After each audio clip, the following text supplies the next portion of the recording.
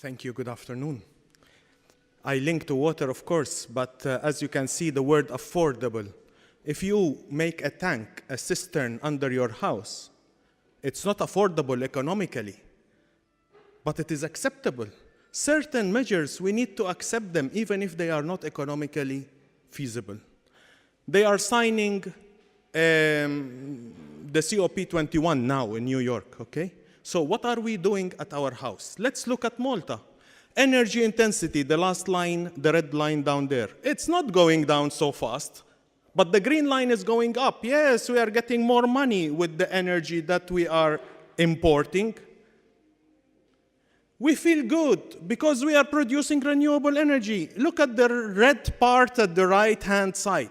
This is how much renewable energy we have been producing so far. Not only photovoltaics, solar heating, plus biodiesel, plus everything. We should be ashamed. All the blue part is oil. The red part is renewables. What did you do last in your own home? Was it changing the bulb? Moving from green to yellow? Did you move to the green part, PL lights, or did you go to the blue part, LEDs? Was that the last thing that you did at your home? Did you look at how many clocks you have in the house working at the same time? They are called ghost loads. You don't really need to look at all these clocks, but they are consuming energy, starting from the decoder of the network or internet. If you switch it off, you are saving 15 watts every hour. Okay, that's a lot. Washing machine, what do you see? You want to change your washing machine, do you go for the A+++, 9 kilograms? Actually, the A++ plus 9 kilograms consumes more than the normal 6 kilograms that you need, that I need in a normal wash at home. So why should I go to something more efficient, but in reality, it consumes more? What about a water heater? Everybody tells me, I leave it on because it will consume less. Sorry, if you take an infrared camera and take a photo of this heater, it's red, it's white, it's very hot. And 80% of the people in Malta still use a geyser. Don't leave it on, switch it off. You are contributing towards the goals of sustainable energy. Today we have something called heat pumps. They are like air conditions, but instead of heating or cooling rooms, they heat water tanks. Which restaurant is using a heat pump? They could save thousands, not only money, but also a precious energy from our power station. Where is your furniture? This is my house. My daughter wants her dressing table near the door and her desk in the corner where there is no light. Okay? So probably for ladies, it's more important to see where their makeup goes. I talk a lot on buildings. Why? Because we live in buildings, we work in buildings, and you can see here how many openings, apertures we have in a building. Ratio-wise, we have around 7 to 15% glass, and the rest is stone. New buildings, you have a lot of glass, which is unshaded.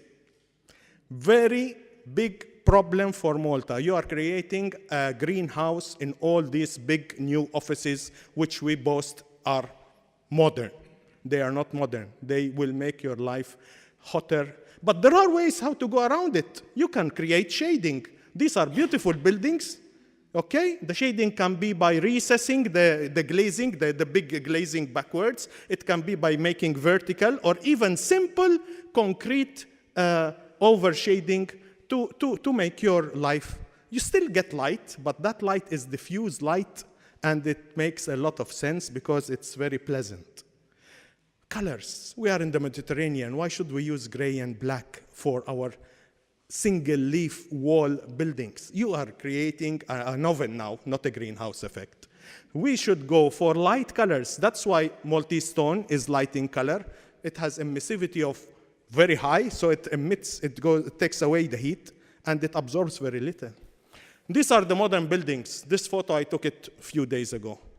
Can you imagine that we have regulations on the right-hand side without going into the details, and we are still building very, very bad buildings, thinner than ever before? Who is controlling that?